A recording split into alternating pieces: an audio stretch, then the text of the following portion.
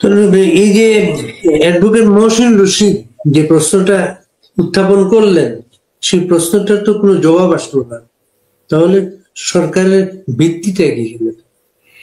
মহসিন রশিদ তো কয়েক দফা বিভিন্ন টেলিভিশন এবং টকশোতে বলছেন যে তাদের যদি সাপোর্টিং কোনো ডকুমেন্ট থাকতো তাহলে আমাকে দেবে না কেন, এটা তো অতি গোপনীয় কূটনৈতিক বিষয় না, অতি গোপনীয় সরকারের নিরাপত্তা বিষয় না, এটা খুব করেসপন্ডেন্স, এটা পাবলিক ডকুমেন্টস, তা পাবলিক ডকুমেন্টস কেন দিচ্ছে না? তারপর আরেকটি প্রসঙ্গ আসছে যে এত তড়িঘড়ি করে কিভাবে সবকিছু সম্ভব হলো, এবং যে ডকুমেন্টটি বাইরে আসছে উনি বারবার বলতেছেন যে এখানে জজ সাহেবদের স্বাক্ষর নামটা লেখা আছে, উনি বলতেছেন যে তারা যদি সত্যি স্বাক্ষর করে থাকে তাহলে এটা সলভ হতে পারে, সেই স্বাক্ষর সম্বলিত কাগজ দেখাতে সমস্যাটা কোথায়? উনি গণভবনে নোটিশ, বঙ্গভবনে নোটিশ দিয়েছেন, আইন মন্ত্রণালয়ে নোটিশ দিয়েছেন, মাননীয় প্রধান বিচারপতি রেজিস্ট্রার জেনারেলকে দিয়েছেন, প্রধান বিচারপতির আলাদাভাবে দপ্তরকে দিয়েছেন, কেউ রেসপন্স করতেছে না। অর্থাৎ ওই যে গ্রাম্যটা কথা আছে, ডালমেকুস কালা হয়, কোন সমস্যা এখানে আছে, না থাকলে এটা প্রকাশ করতে ক্ষতিটা কি? এটা তো গোপনীয় কোনো বিষয় না। প্লাস হচ্ছে মানে প্রথম থেকে যে প্রশ্নটা আসলো, প্রধানমন্ত্রীর পদত্যাগ পত্রটা কোথায়? পদত্যাগ পত্র রাষ্ট্রপতির কাছে নাই, পদত্যাগ পত্র সুপ্রিম কোর্টের কাছে নাই, বাংলাদেশে খুব ভালো ভালো অনুসন্ধানী সাংবাদিক আছেন, কেউ যদি না হতে উনি একজন সাংবাদিক নিশ্চয় সেটা তুলে আনতে পারতেন, সেটা হয় নাই। এই বাংলাদেশ মনে করেন সামরিক অভ্যুত্থান হয়েছে বিভিন্ন সময়, সামরিক শাসন ছিল বিভিন্ন সময়, পরবর্তীতে সংসদে গিয়ে এর কার্যক্রম গুলোকে পাশ করা হয়েছে, বৈধতা দেওয়া হয়েছে, তার আগে পর্যন্ত কোনো বৈধতা ছিল না। এই সরকারও কি সেই রকম বৈধতার অপেক্ষা করছে? এখানে একটি বিষয় আছে, সামরিক শাসকদের কৃত সকল কর্মকে অবৈধ ঘোষণা করা হয়েছে পঞ্চম সংশোধনী মামলায়, এবং বাংলাদেশের সংবিধানের সপ্তম সংশোধনীতেও কিন্তু একটা হলো জিয়াউর রহমানের সময়, একটা এরশাদ সাহেবের সময়, দুইটা সংশোধনী কিন্তু পার্লামেন্ট বেআইনি ঘোষণা করছে, এবং সুপ্রিম কোর্টে প্রাসঙ্গিকভাবে যাওয়ার পরে সুপ্রিম কোর্ট এটাকে বেআইনি ঘোষণা করছে। তবে যে কাজটি হয়ে গেছে, যেটাকে ফেরত আনা যাবে না, সেইটাকে শুধুমাত্র কন্ডন করছে। যেটা ধরেন একটা চুক্তির ভিত্তিতে একটা কাজ হয়ে গেছে, এই অসাংবিধানিক সরকার একটা ঠিকাদারি কাজ দিয়েছে, ঠিকাদার কাজ করেছে, বিল নিয়ে গেছে, যেটাকে ব্যাক করা যাবে না, সেইটাকে বলা হয়েছে পাস্ট অ্যান্ড ক্লোজ চ্যাপ্টার হিসেবে ওটাকে গণ্য করা হবে। কিন্তু তাদের কৃতকর্মকে কখনোই কিন্তু বৈধতা দেওয়া হয়নি, শুধু যেটাকে ফেরত আনা যাবে না সেটাই। এখন এই সরকার ভাবতে পারে যে অতীতে তো কৃতকর্মকে বৈধতা দেওয়া হয়েছে, আমাকেও হয়তো এরকম ভাবে কৃতকর্মকে বৈধতা দেওয়া হতে পারে সামনে যে গভর্নমেন্ট আসবে, এরকম একটি স্বপ্ন তাদের থাকতে পারে। কিন্তু এরকম স্বপ্ন যদি থাকে, আগামীতে কারা গভর্নমেন্ট হয়ে আসবেন আমি জানি না, কিন্তু অবৈধতাকে বৈধ করা সম্ভব হবে না। সামরিক শাসকদের রুলিংসকে, যেমন 16ই আগস্ট থেকে শুরু করে সিভিল ইলেকশন হওয়া পর্যন্ত 1979 পর্যন্ত যে রুলিংসটা ছিল টোটালটাকে বেআইনি ঘোষণা করা হয়েছে। একইভাবে এরশাদ সাহেবের সিভিল লাইফে আসার পরে ইলেকশনের আগ পর্যন্ত সেটাও কিন্তু বেআইনি ঘোষণা করা হয়েছে। আর সেখানে কিন্তু একটা বিষয় ছিল, মহামান্য রাষ্ট্রপতি বঙ্গবন্ধু শেখ মুজিবুর রহমান মৃত্যুবরণ করায়, তখন তাই যারা পার্লামেন্ট মেম্বার ছিলেন অন্যান্যরা, তাদের ভিতর থেকে কিন্তু একজনে শপথ গ্রহণ করছিলেন খন্দকার মোস্তাক আহমেদ। আবার পরেরটা যদি দেখেন, যে জিয়াউর রহমান যখন দায়িত্ব গ্রহণ করলেন, তখন জিয়াউর রহমান কিন্তু পদত্যাগপত্র নিলেন তৎকালীন রাষ্ট্রপতির কাছ থেকে। পদত্যাগপত্র শব্দটা কাইন্ডলি মনে রাখবেন। এরশাদ আসার পরে সে কিন্তু প্রেসিডেন্ট সাত্তারের কাছ থেকে পদত্যাগপত্র নেওয়ার পর যে ভ্যাকান্ট পজিশনটা, ভ্যাকুয়ামটা হলো, সেই ভ্যাকুয়ামে তারা আসলেন, তাদের স্ট্যাটাসটা একরকম।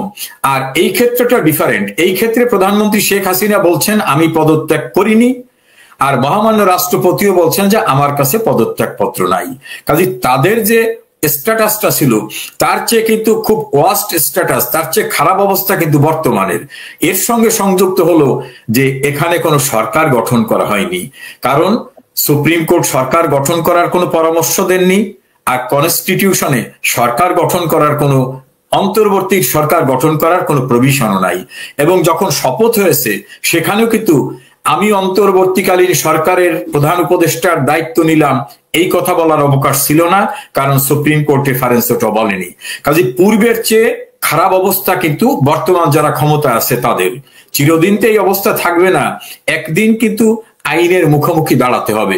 সেই সময় তাদের লিগাল স্ট্যাটাসটা জিরো হবে, তাদের কৃতকর্মটা অন্যরকম হবে। এইখানে সংবিধানের একটা বিধানের কথা আমি বলি। আমাদের সংবিধানের ৭ হচ্ছে খুবই উল্লেখযোগ্য একটা অনুচ্ছেদ। এই ৭-এর ২-তে বলা হয়েছে এই সংবিধানের মূল স্ট্রাকচারের বাইরে কোনো আইন করা যাবে না। যদি কোনো আইন করা হয়, সেই আইনের যতটুকু এই সংবিধানের বিধানের সঙ্গে সাংঘর্ষিক ততটুকু বেআইনি বলে ঘোষিত হবে। অর্থাৎ ঘোষণা করা লাগবে না, অটোমেটিক্যালি বেআইন হবে। যে সংবিধানে যেটা নাই সেটা যদি আমি ফজলুল বারী সবাই মিলে যদি পাশ করি তাতে ওটা বেআইনি। এখন এর সঙ্গে নতুন যে বিধান যুক্ত হয়েছে সংবিধানে ৭-এর এতে বলা হয়েছে এই সংবিধান দেশের সর্বোচ্চ আইন, এই সংবিধানকে সকলের অনুসরণ করতে হবে। যদি কোনো ব্যক্তি বা প্রতিষ্ঠান এই সংবিধানের বিধিবিধানকে ভঙ্গ করেন অথবা এই সংবিধানের প্রচলিত নিয়মকে অস্বীকার করেন বা এই সংবিধানের বিধিবিধানকে অস্বীকার করতে কাউকে অনুপ্রাণিত করেন, সমর্থন করেন, অনুসমর্থন করেন, তাহলে তার কৃতকর্ম হবে সংবিধান লঙ্ঘন। সেটাকে বলা হবে রাষ্ট্রদ্রোহিতা। আর রাষ্ট্রদ্রোহিতার সর্বোচ্চ সাজা মৃত্যুদণ্ড। এখন এই সরকার কিভাবে গঠিত হয়েছে? তাহলে সংবিধানের বিধিবিধান হয় নাই। তাহলে কনস্টিটিউশনের আর্টিকেল 7A-তে যে বিধান আছে, যে এই সংবিধানের যে বিধিবিধান এর বাইরে অথবা এই বিধিবিধান ভঙ্গ করা অথবা এই বিধিবিধানকে অস্বীকার করা অথবা এই বিধিবিধান ভঙ্গ করতে কাউকে সমর্থন করা বা অনুসমর্থন করা, সবটাকেই ধরে নেওয়া হবে রাষ্ট্রদ্রোহিতা। তাহলে আমি যদি সেই জায়গার ব্যাখ্যা আসি সাংবিধানিক বিষয়ে একজন আইনজীবী হিসাবে, আইনের ছাত্র হিসাবে, তাহলে আপনি সংবিধান সমুন্নত রাখবেন বলে শপথ নিলেন, আর সংবিধানে যেটা নাই আপনি সেটা দাবি করে বললেন আমি অন্তর্বর্তীকালীন সরকার, তাহলে আপনার কৃতকর্মটা তো সংবিধান ভঙ্গ হলো না? তো সংবিধান ভঙ্গ হলে আর্টিকেল 7A ৭-এর অনুচ্ছেদের যে অপরাধ, সেই অপরাধকে আপনি করলেন না। স্বাভাবিক প্রশ্ন হবে সেই অপরাধটি সংগঠিত হয়ে গেল। রেজাউল করিম প্রায় ৭-৮ মাস পরে এসে খুব গুরুত্বপূর্ণ সাংবিধানিক প্রশ্ন আপনি সবার সামনে নিয়ে এসেছেন। এই যে রাষ্ট্রদ্রোহের অপরাধ এখন যেটা হচ্ছে, এই অপরাধের জন্য আগামীতে কারা কারা অভিযুক্ত হতে পারেন?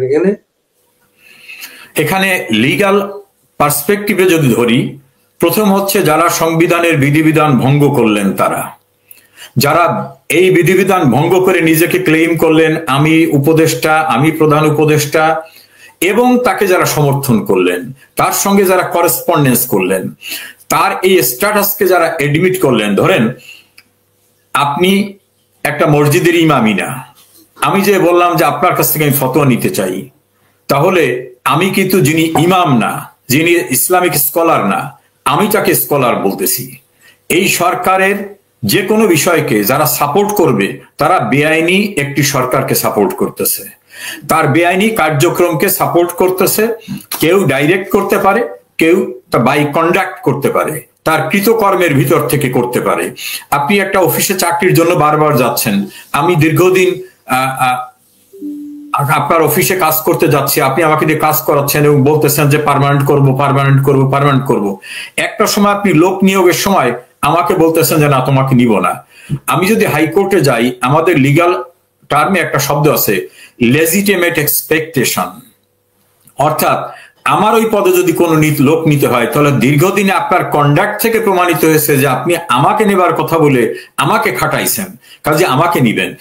এটা হচ্ছে through your conduct, through your activities আপনি আমার লেজিটিমেট এক্সপেকটেশনটাকে ডেভেলপ করলেন।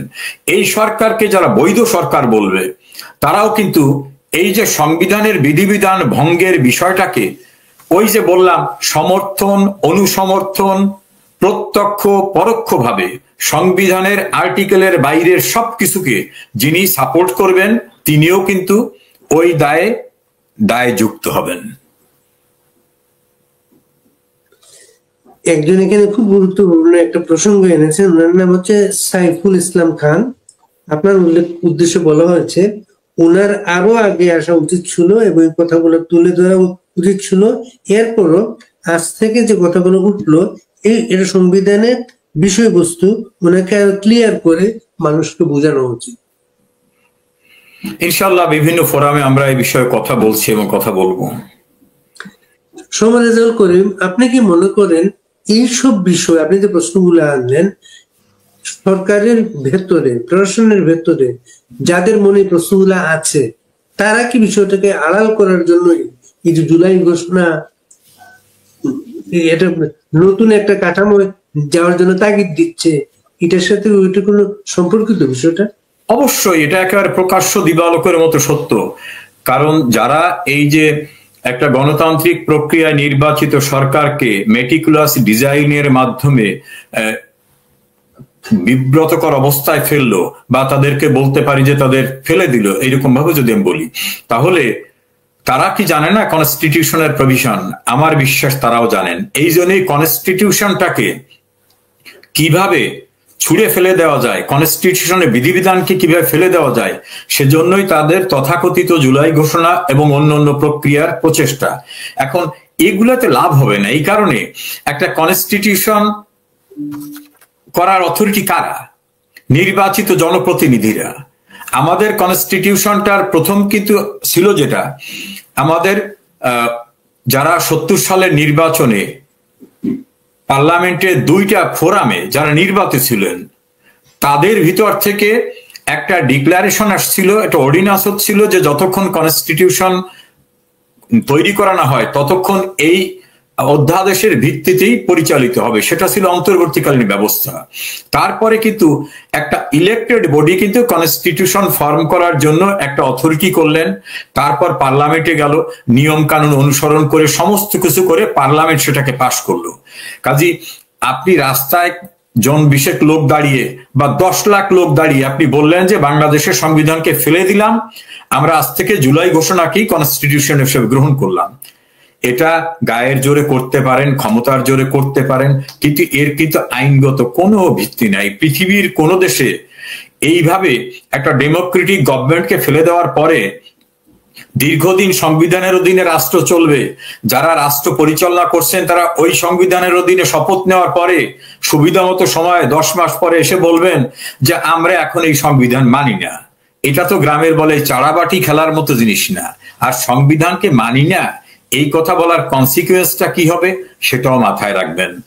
আমাদের আইন উপদেষ্টা আসিফ নজরুল সাহেবকে একজনে প্রশ্ন করেছিলেন যে আপনারা যে বলতেছেন যে আপনার সরকারের অংশ, আপনাদের ভিত্তিটা কি?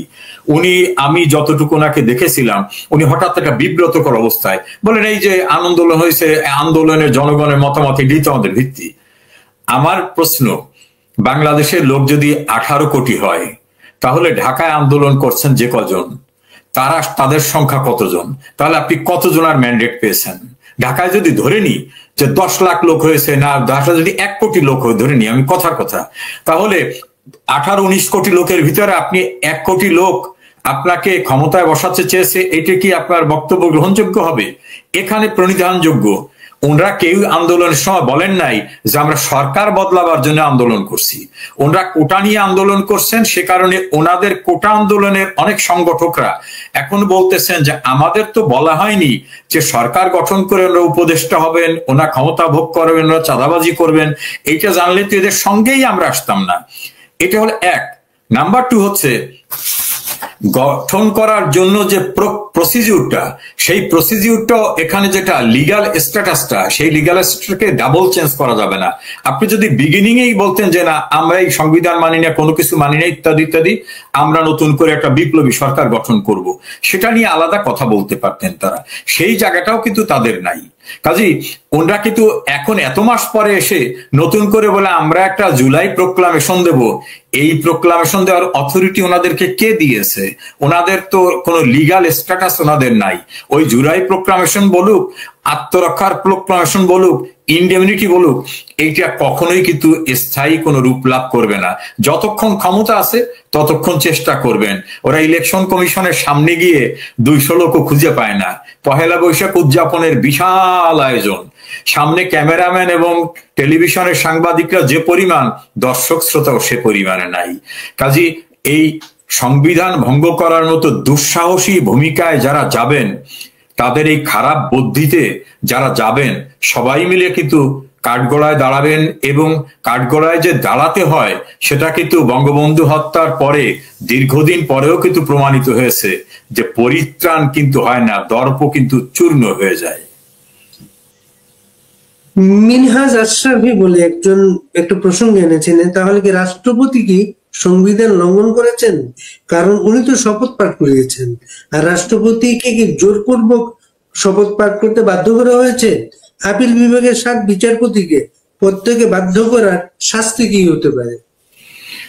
দেখুন, মহামান্য রাষ্ট্রপতির যে রেফারেন্সটা, সেই রেফারেন্সটাকে যদি আমি ধরে নিই, যেটা রিয়েল একটা রেফারেন্স পাঠাইছেন, সেখানে কিন্তু আমাদের সুপ্রিম কোর্ট বলছেন অন্তর্বর্তীকালীন ব্যবস্থা করার জন্য। তার মহামান্য রাষ্ট্রপতির তো নিজের উপদেষ্টা থাকতে পারে, তার মিলিটারি সেক্রেটারি আছে, তার সচিব আছে, তাকে অ্যাডভাইস করার জন্য তার অ্যাডভাইজার নিতে পারেন। সেখানে কিন্তু মহামান্য রাষ্ট্রপতি এই দায়ের বোঝাটা তার উপর আসবে না, এই কারণে তিনি তো কনস্টিটিউশনের বাইরে গিয়ে কিছু করেন নাই। এক নাম্বার 2 হচ্ছে, সুপ্রিম কোর্টের যে সকল বিচারপতিদের নাম ব্যবহার করে বলা হচ্ছে যে তারা এই রেফারেন্স পাঠিয়েছেন, তাদের কাছে রেফারেন্স পাঠিয়েছে এবং তার প্রেক্ষিতে তারা জবাব দিয়েছেন।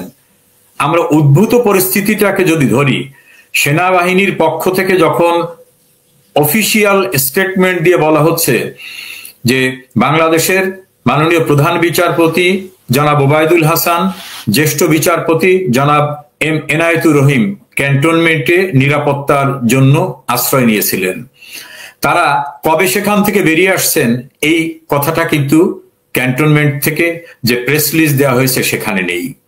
এখন অতীতে তো এমনও দেখছি, আবু সাদাত মোহাম্মদ সায়েমকে জেনারেল জিয়াউর রহমান বুট পায়ে দিয়ে পিস্তল ধরে বলছিল সাইন ইট। এখন কি ঘটেছে সেটা কিন্তু তখন আমরা জানিনি। পরে কিন্তু বঙ্গভবনের শেষ দিনগুলি নামক তার বইয়ের ভিতরে তিনি কিন্তু সবকিছু লিখে গেছেন, এবং ওই বইটা কিন্তু জিয়াউর রহমান ক্ষমতায় সেই সময় লিখছিলেন। যদিও পরবর্তীতে বইগুলো বাজার থেকে তুলে নেওয়া হয়েছে, আবার প্রিন্টারকে দিয়ে ওই পার্টটাকে বাদ দেওয়া হয়েছে, কিন্তু মূল বইটা তো অনেক জায়গায় অনেক কিছু রয়ে গেছে। আদৌ রেফারেন্স হয়েছিল কিনা, আদৌ এই বিচারপতিরা বসেছিলেন কিনা, সেই প্রশ্নের জবাব কিন্তু মহাসিন রশিদের আবেদনের প্রেক্ষিতে আজ পর্যন্ত একটা স্টেটমেন্ট আকারে নাইদার ফ্রম সুপ্রিম কোর্ট, নর ফ্রম বঙ্গভবন, নর ফ্রম মিনিস্ট্রি অফ ল দিচ্ছে। কাজী এর ভিতরে অনাকাঙ্ক্ষিত অস্বচ্ছ কিছু থাকতে পারে, সময় হলে নিশ্চয়ই সেটা পরিষ্কার হবে, তখন সে অনুযায়ী হয়তো ব্যবস্থা হবে।